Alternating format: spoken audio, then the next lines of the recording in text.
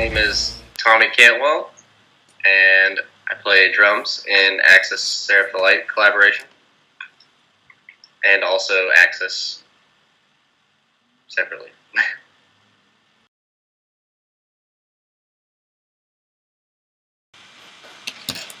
Axis SERAPH the Light is a collaboration of both bands, Axis and SERAPH the Light, playing at the same time.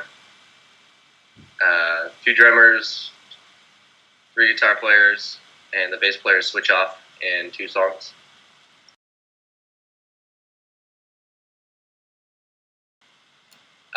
We toured with them last December, and kind of before, like as we were planning the tour, we were like bouncing around ideas of doing a split or just like writing a song together for fun. And then it kind of morphed into writing an entire record as a collaboration.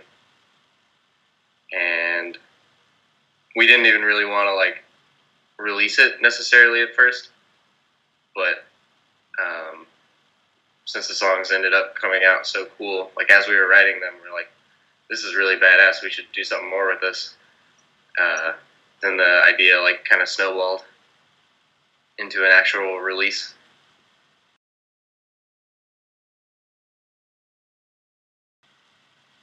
We just did a week of shows in the Southeast, and Brian, the singer guitar player, is about to have a baby, and he just got married. So doing shows is going to be kind of difficult now, which is why we did the tour when we did before the record came out. We're definitely stoked for it to be like online, and it's being released on vinyl next month in January, so that's going to be awesome. But I hope we can eventually play more shows, but it's really hard to say.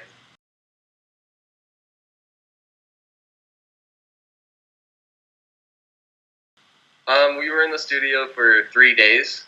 It took a long time to do drums, like a day and a half of me and Ryan playing at the same time.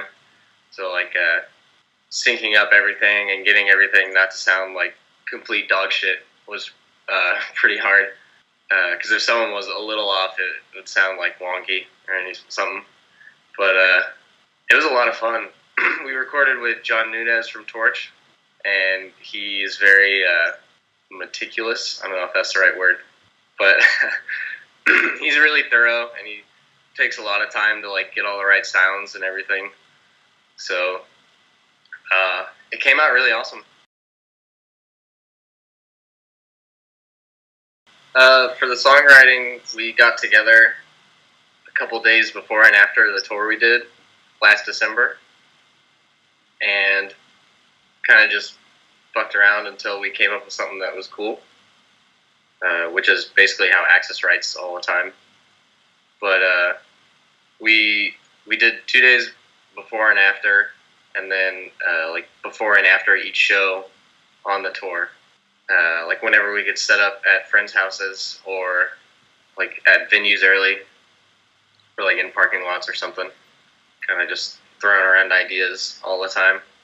I know Ryan from SERAPH the Light and Nick definitely gave a lot of ideas, and Dylan and Pat from Axis, like them all being major guitar and bass players, they came up with most of the ideas, and then the rest of us kind of like, we're like, that riff sucks, or that riff's badass, or we should do this transition, or that kind of thing.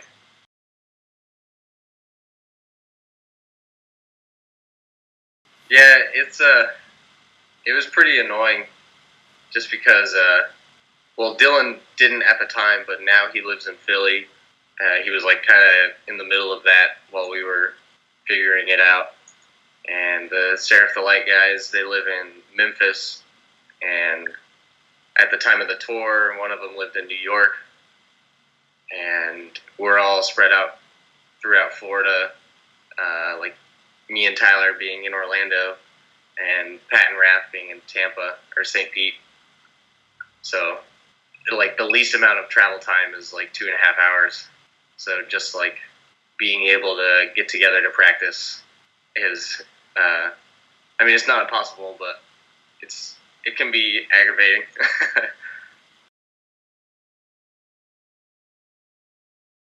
Yeah, there aren't any plans right now to do another record, but I would like to do more shows. It's kind of hard to say because of the Brian having a baby, but maybe a year or like a couple months from now, probably longer than that. But I think the songs are fun to play, so I'd like to play them live again.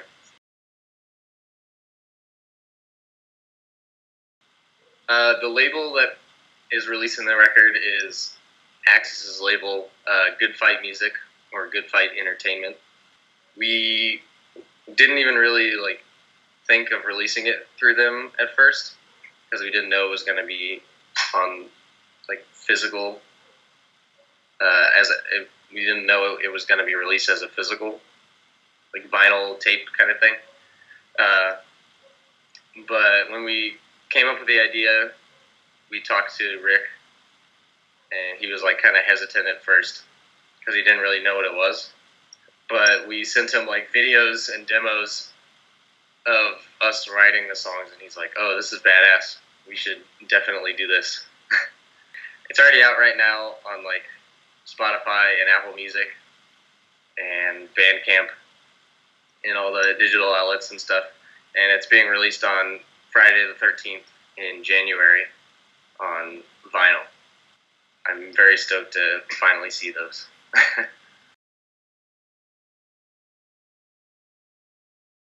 I think like the collective band that we all love and influence us the most for this record is pretty obvious, but like Neurosis, kind of similar in style. They're like way better at it. But like bands like Neurosis, ISIS. Brian hates ISIS, but we all love ISIS. Like Chelsea Wolf, SERAPH the Light really likes Queens of the Stone Age, and it shows in their music. Like Jesus Lizard too, for like vocal patterns especially, and all the weird like guitar riffs. Axis is more influenced by like 90s hardcore bands like Turmoil and Dead Guy, Kiss It Goodbye, stuff like that. I listen to a lot of weird stuff, and I just saw my top listened to music of this year, and it was like Kendrick Lamar and The Weeknd and Self Defense Family. All of us listen to like a pretty different, like pretty different styles of music, so I think that combined kind of made this what it is.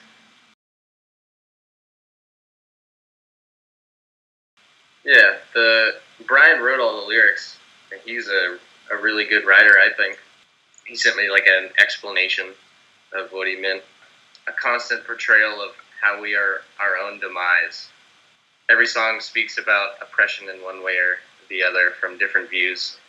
Basically, they all focus on society being torn. He wrote them all like when the election was going on and all the TV and press about Trump and people like being crazy and people that you think you knew posting stuff online or like talking in conversations and like saying a bunch of wild shit that you had never heard them say before. Because I feel like it definitely brought people's opinions out of the dark, you know? It's a lot of depressing stuff.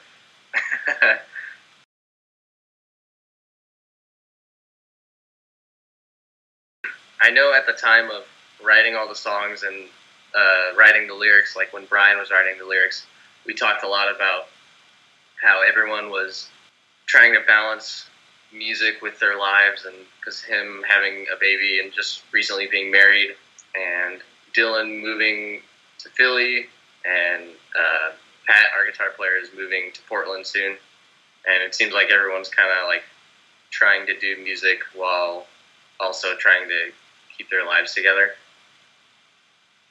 So that definitely had an effect on the songs and the lyrics for sure. A lot of stress and like questioning where you're at in life. Yeah, I feel like that's been pretty constant for all of us being musicians and stuff. Like everyone saying like, oh, well, what do you do it for? Like you don't make money, so what's the point?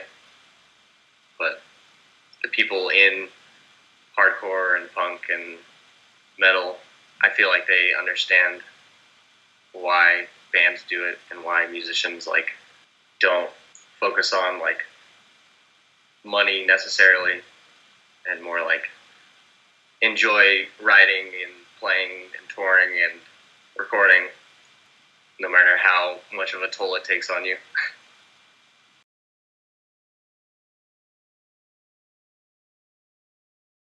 They're probably my favorite band out right now is Slow Fire Pistol from Atlanta. They're fucking really cool screamo band. Uh, there's A Feather and Bone from Denver. We're doing Europe with them in February. We're more like a super fast, like grindy hardcore. Also on Good Fight Music with us. The new Hollow Earth record is really badass. I kind of work at this restaurant, Market on South, in Orlando. It's really, really good for vegan food. Also just food in general. It's like really fucking amazing. And vegan hot dog cart, my job. It's fucking sick. If you're ever in downtown Orlando at like midnight or something.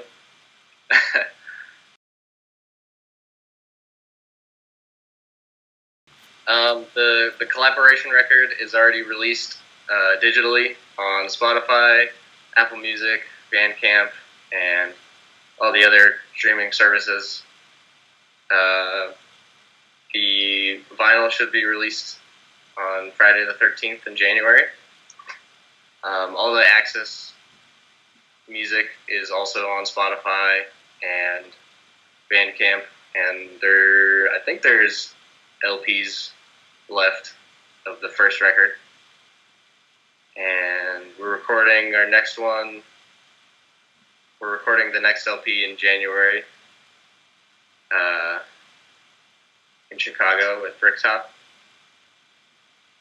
That should be out in the summer, hopefully, by like May. But who knows with like pressing plants and stuff. Could be like 2 years from now.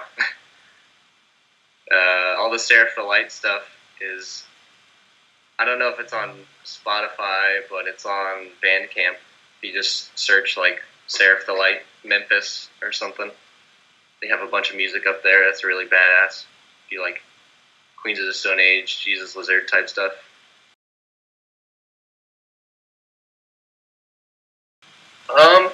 I understand when bands only release music digitally. It seems like the whole vinyl thing is kind of getting less popular. I love records personally, and I collect the ones that I really like. I think it's really cool to put out like physical releases. Just like being able to like hold them and look at the lyric sheets and stuff. It kind of loses that feeling on digital, but I also find out about a lot of bands through Spotify and Bandcamp and stuff like that I wouldn't have the money to or wouldn't care to check out if it was all like